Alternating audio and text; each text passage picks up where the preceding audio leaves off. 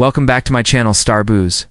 He was the hottie from Hollywood who captured spectators' attention with his charm, and memorable parts in songs such as Some Like It Hot and Spartacus.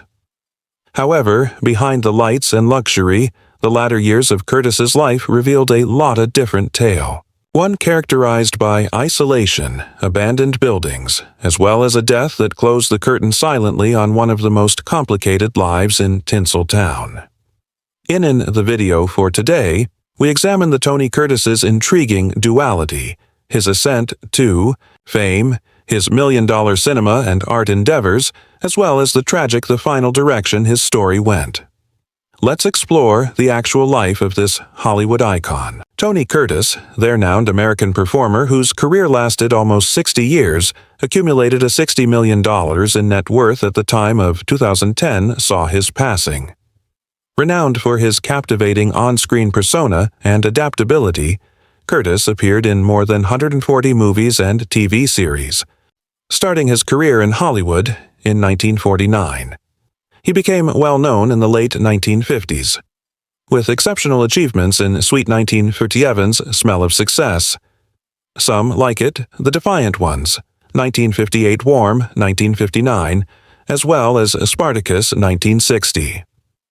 These positions not only solidified his status as a prominent man of the highest caliber, yet earned him high salaries as well. When his career was at its peak, Curtis regularly collaborated with big production companies like Universal Pictures and Warner Brothers, effortlessly changing between action, drama, and comedy genres, which makes him a favorite of both viewers and directors. Beyond, he co-founded Curtly Acting Productions, acting in the capacities of producer, which allowed him to diversify his revenue and granted him artistic authority over multiple projects.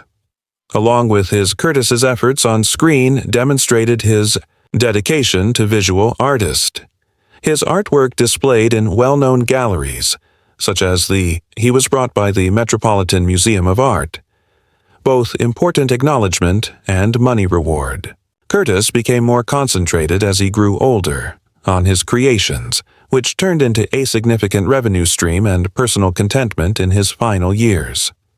Tony Bernard Schwartz was born in June as Curtis, New York City, on the 3rd of 1925, emerged from modest and frequently tragic origins to become among the most enduring in Hollywood stars.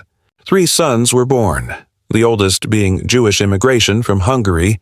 Curtis spoke exclusively during his early years Hungarian. At a certain age, life took a challenging turn. He and his sibling, Julius, were assigned to an orphanage because to the fact that their parents could no longer sustain them. A tragedy hit once more following Julius's death in a mishap only 4 years later.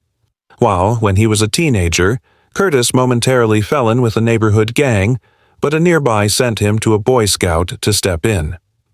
Camp, a pivotal moment that aided Root, his life. Curtis went to high school at Seward Park, where he became interested in performing following an appearance in a school production. When World War II broke out, he enlisted in the U.S. Navy and worked on board in the Pacific. He saw the USS Proteus, where he saw in Tokyo Bay, the Japanese surrender. Following the conflict, he went back home and made use of utilizing the GI Bill to study at the City College of New York. Then received acting instruction at the New School of Social Research in Village of Greenwich. As of 1948, Curtis relocated to Hollywood, renaming himself from Tony Curtis to Bernard Schwartz, and agreed to a deal with Universal Images. He started out playing minor parts in movies such as City Across and Criss Cross the River in 1949, although it climbed swiftly through the ranks. His initial leadership appeared in The Prince Who Was a Prince, 1951, Thief, and he quickly gained notoriety in movies that range from action from humor and drama to adventure. By the middle of the 1950s, Curtis was one of Hollywood's most well-liked celebrities, starring in popular films like As Trapeze, Houdini, and The Vikings. Audiences and critics His tremendous range was seen by both parties. He starred in the film Sweet Smell of 1957 Achievement, and the Academy Award suggested the following for The Defiant One's Year, in which he co-starred with Sidney Poitier.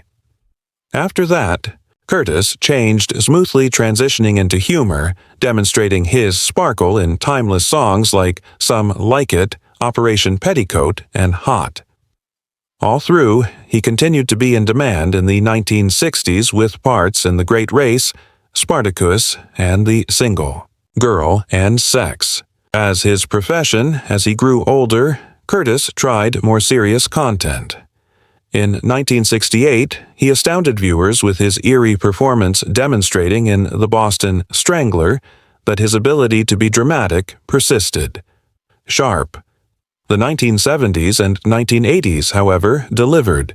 Fewer blows, Curtis stayed engaged in television and movies. He took positions in a broad range of projects from thrillers, horror films, and war dramas movies such as The Manitou. His subsequent profession appeared in productions in Europe, and independent motion pictures such as Naked Play It to the Bone in New York. The last time Curtis appeared on film was in David and Fatima, 2008, concluding a career spanning almost 60 years. Despite the highs and lows, Curtis never stayed out of the limelight.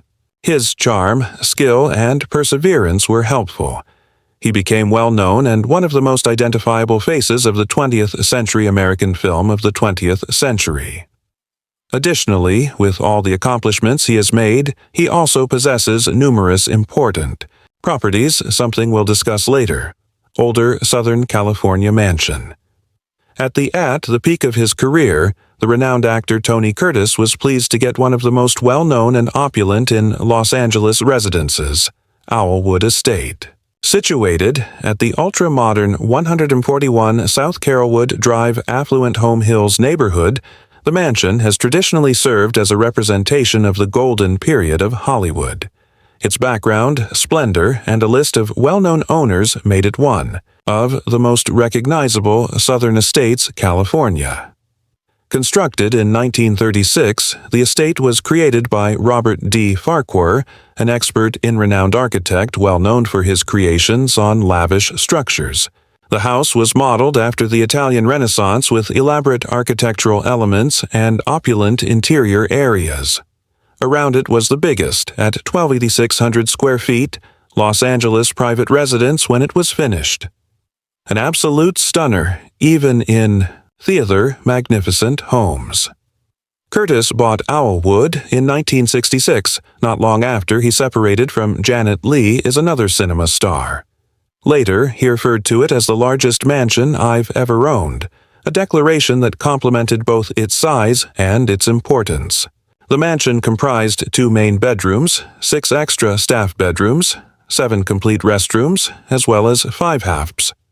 The device had a full-size pool, a tennis court, and AA home theater, a large pool house, and even a personal elevator. Every indication of opulence that catered to the wealthy and Hollywood way of life. The time it took for other celebrities to be attracted to the property's charm. Early in the 1970s, Curtis tossed a celebration of a birthday at the home that was pop icon Cher was there. She was really impressed with the property that she indicated a desire to purchase it. Despite Curtis's initial reluctance to give up the house, he finally concurred.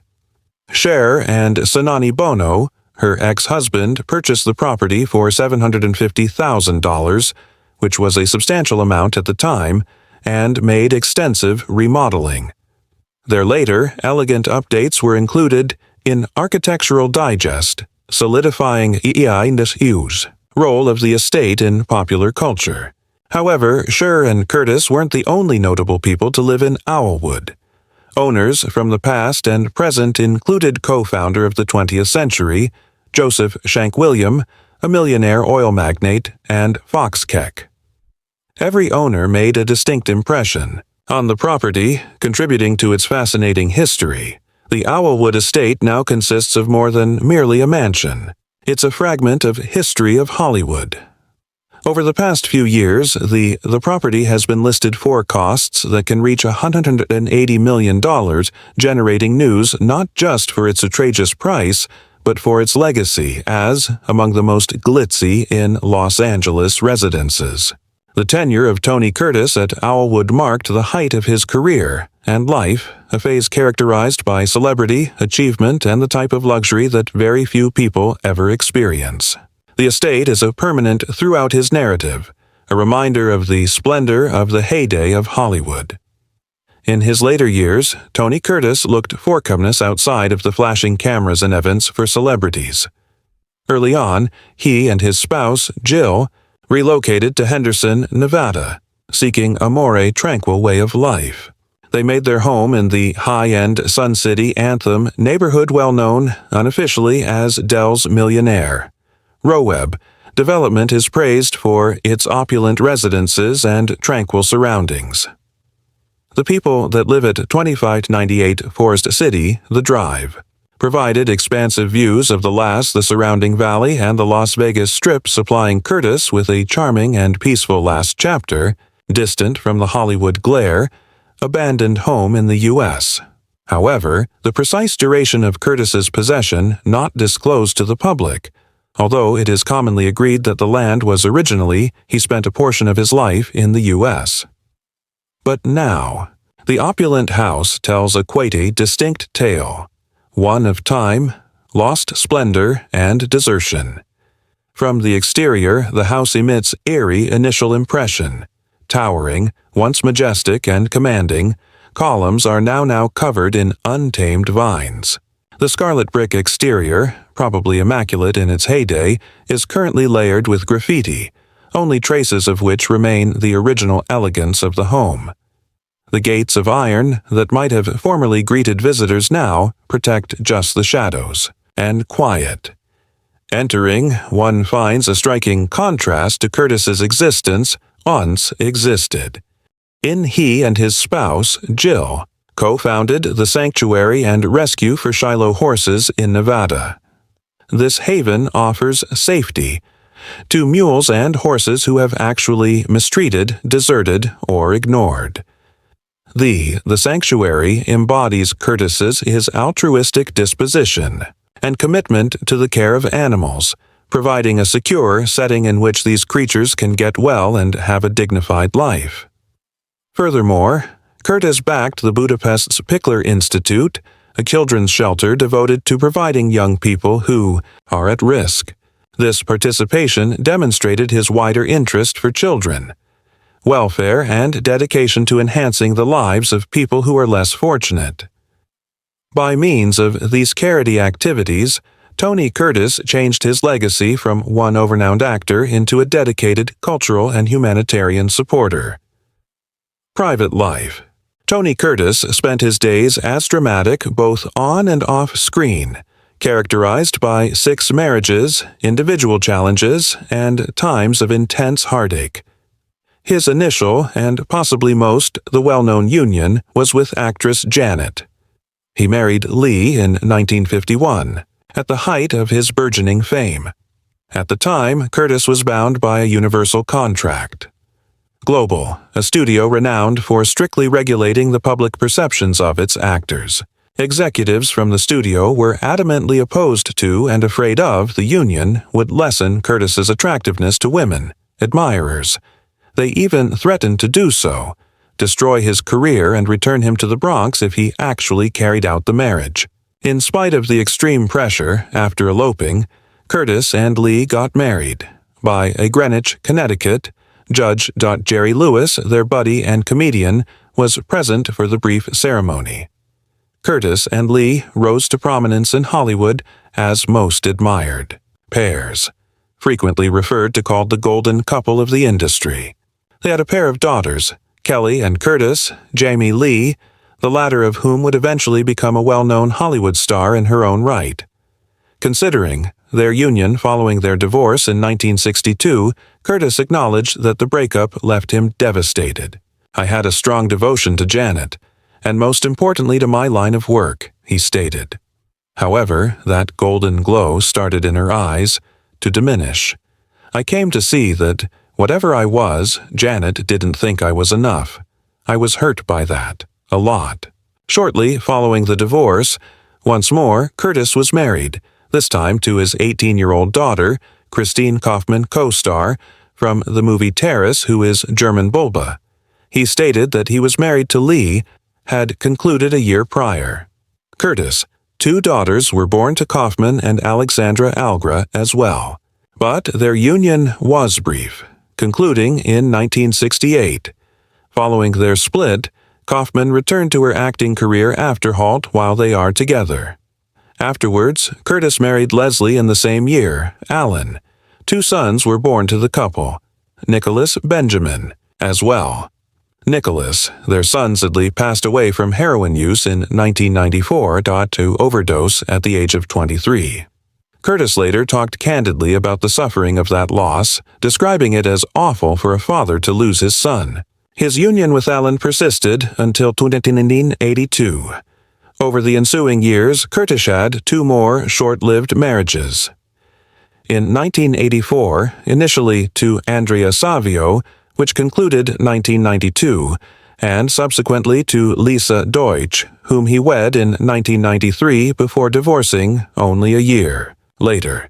His 6th and last marriage to a woman named Jill Vandenberg, 45 years younger than him. The pair first connected in 1993 and got married in 1998. Curtis frequently dismissed his age. Distinction with confidence and humor. "We laugh a lot," he said. "My body functions well, and everything is good. She is the I've never met a more attractive woman." He also said that their partnership was characterized by happiness and kinship, not worried about health, death, and the passage of time. Curtis's medical conditions were strongly related to his ongoing substance abuse issues, mistreatment. However, the more hazardous turn arrived a few years later. While Lepka was being filmed during 1974, when his Hollywood career had started to wane, Curtis turned into severely dependent on cocaine. It was a dark period as there were fewer roles available and his inner demons became more powerful. Inez was admitted to the hospital in 1984 with terminal hepatic cirrhosis, harm brought on by years of abusing cocaine and alcohol. Willing to take back his life, Curtis moved into the Betty Ford Clinic. That was a watershed moment. He freely devoted to getting better and started talking regarding the difficulties associated with addiction, being a unique, honest voice in Ann's sector that frequently avoided such subjects. However, the health problems persisted. There. Curtis had heart surgery in 1994, thought bypass surgery following a heart attack assault. Furthermore, in July 2010, he was back in the hospital. It's time for an asthma attack brought on by a book signing in the city of Henderson, Nevada. He had decided to spend his senior years there, years of peaceful retirement beside his spouse, Curtis, Jill Vandenberg, when he was already dealing with persistent obstructive lung conditions, COPD, a disorder that his widow subsequently claimed to be the result of a lifetime of smoking, even though he had given up 3 decades in the past. Paradoxically, during the Curtis had been a public advocate in the 1960s, opposing smoking, including acting as I Quit Smoking Club President of America. During Curtis's last days, considering his life to date and the legacy he desired to establish. Days. Before he passed away, photographer Andy Gott paid him a visit at his house in Nevada for a photo shoot. Curtis clearly allegedly said, "Can you help? Do I look like an icon once more?" It was an upsetting incident that revealed a lot about his self-knowledge and his persistent wish to be regarded as more than merely a star, but as a representation of fortitude. On 29th September 2010, Tony Curtis passed away, aged 85 years old due to cardiac arrest at this Henderson residence. He was laid to rest at Palm Memorial on October 4th, Park Cemetery. People came to his funeral. By prominent figures and close relatives' friends, such as his daughters Kelly and California's Jamie Lee Curtis comedian and Governor Arnold Schwarzenegger Itu Inti, entertainer Vera Gould, and Rich Little. Among the honorary pallbearers was MGM mogul, the legendary Kirk Kieran of Hollywood Douglas and Phyllis McGuire, a singer, names that conveyed the scope of the appearance of Curtis in entertainment past. Consistent with his lively character and penchant for the dramatic, Curtis was interred with a number of treasured things: an Armani scarf, a Stetson hat, and his favorite pair of driving gloves unique, as well as his iPhone. These symbolic mementos gave a profound, adding a personal touch to a man's farewell who had led a courageous life and fashion. 5 months prior to his passing, Curtis made headlines through the revision of his will. In a move that surprised a lot of people, he, in particular, kept all of his kids out of obtaining any portion of his property, leaving Jill, his wife, in charge of everything. He provided no formal justification for the choice, one that included a finillated additional element of mystery to his already vibrant life. After his death, an auction of Curtis's private property was kept by the auction house Julian's. The sale increased more than $1 million with highlights containing an Andy Warhol picture which produced $53,000, and the jacket in the sailor style that he deemed the "some like it hot" outfit, which brought in $48,000. The intense curiosity for the memorabilia demonstrated that even in passing, Curtis remained a well-liked and recognizable person. Jamie Lee Curtis, an actress, is his daughter, encapsulated his legacy in a sincere declaration to the Associated Press. Maya Parent leaves a legacy of outstanding performances in paintings, films, in collages as well. He departs from kids and households that cherished and admired him and his global fan base. He will be sorely missed. Yes, Tony Curtis was more than a movie star. He was a multifaceted individual, a talented performer, a flawed yet courageous individual, and someone who was constantly looking for significance, beauty, and atonement in each stage of life. If you found this enjoyable, explore the life of a legendary celebrity, remember to subscribe, like, and leave a comment with your ideas. Do below. In what way did Tony Curtis's life struck a chord with you most? Let's maintain the ongoing discussion.